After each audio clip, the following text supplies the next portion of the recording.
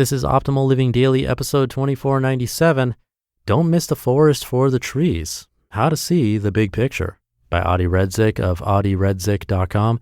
And I'm your narrator, Justin Malik, reading you blogs every single day of the year, including holidays. And without further ado, let's get right to it as we optimize your life. Don't miss the forest for the trees by Redzic of redzic.com. I was having dinner with a fellow leadership coach about 20 years my senior when she told me, there's so many things I wish I knew when I was your age. What are some of those things? I asked. Don't miss the forest for the trees, she said.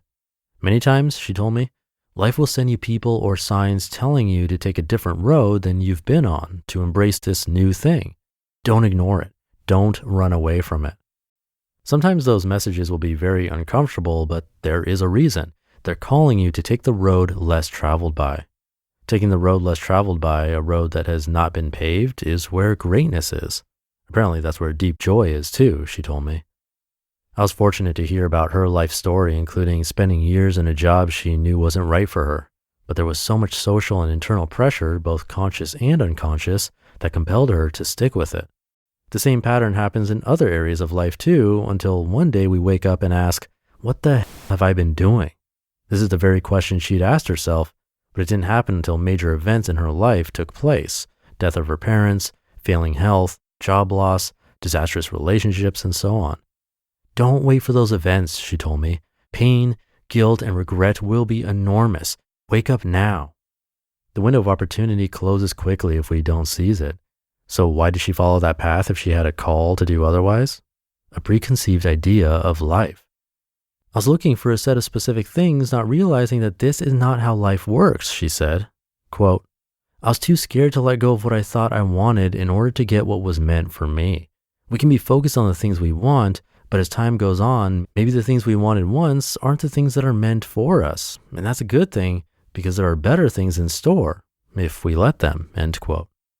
The problem with chasing a specific thing, especially when life keeps creating obstacles or giving us different calls, is that we stop chasing it for the right reasons and we get lost in it. We chase it for our ego, not for our heart.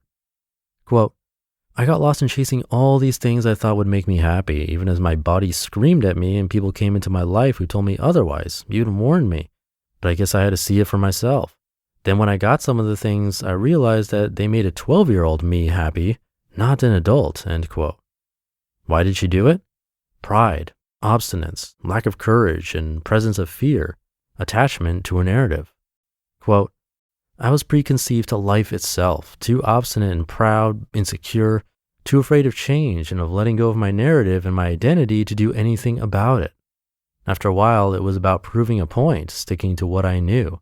I convinced myself to stick with what I was doing, and so I wasted 30 years of my life, end quote. Today, she follows her true purpose at all levels, but it took a long time and a lot of half-lived life, as she put it, before she decided to step back, let go, and dig deeper, give a different call a chance. How do we know we're living an authentic life and not missing the forest for the trees? Pay attention. Play a movie of your life, or even the last year or two, in a detached way, or ask a coach, therapist, or a trusted, honest, unbiased friend who knows everything about you to help you, and answer the following questions truthfully. Has achieving your goals, even simple ones, been incredibly hard with the same obstacles repeating themselves? Do you keep doing the same thing over and over, expecting a different result? Have you had unexpected encounters or uncomfortable situations or ideas enter your consciousness that you worked to ignore, reject, or dismiss? Has your body reacted negatively either through tension, health issues, or weight gain? Can you catch yourself convincing yourself of your old path and shutting down new ideas? Do things that should be easy and workable somehow not work? Do you find yourself feeling misunderstood or not even understanding yourself? Do you feel like you're both a found and a lost soul at the same time? Are your thoughts, actions, words, and emotions consistent? Has anyone called you stubborn, unaware, detached from reality, or cowardly? Is your life great on paper, but you have this feeling that something is slightly off? Stop yourself from rationalizing what's off. Are you living in the future? Do you constantly chase projects in the future? If you answered yes to any of these questions, you're missing the forest. you're likely not fully integrated and your focus isn't going in the right direction. Pay attention because life might be giving you a different, bigger, more authentic call. Lastly, think of a forest. When you go into nature, a forest, if you're narrowly looking for one specific plant, let's say a mushroom, you're going to miss a million other beautiful plants. You're going to miss the wildlife, pun intended, miss everything while you're chasing this one mushroom. Is that fungi worth you missing your whole extraordinary, authentic life? You just listened to the post titled, "Don't Miss the Forest for the Trees, How to See the Big Picture" by Adi Redzic of adiredzic.com. And thinking, Adi, trying to see ourselves in a detached way is difficult, so I'm glad he mentioned getting help from someone else like a therapist or a coach, possibly an unbiased friend, and we heard about this yesterday as well. It's a good tip always. I think he didn't mention family because they are biased, usually in a nice way. They don't want to see you get hurt, but there could be other things going on there where it ends up holding you back. So getting a professional outside opinion can be a good idea as well. One thing we talked about last week that sort of relates is this idea of beginner's mind, trying to see things like we've never seen them before, like it's our very first experience with that thing. And this could be applied to our own lives.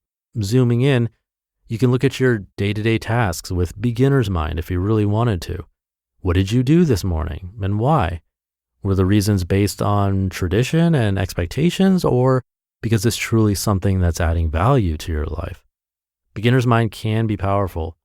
Again, detaching ourselves and looking outside in is not easy, even with how simple the idea is, but it can be pretty powerful. So thank you to Adi for the reminder.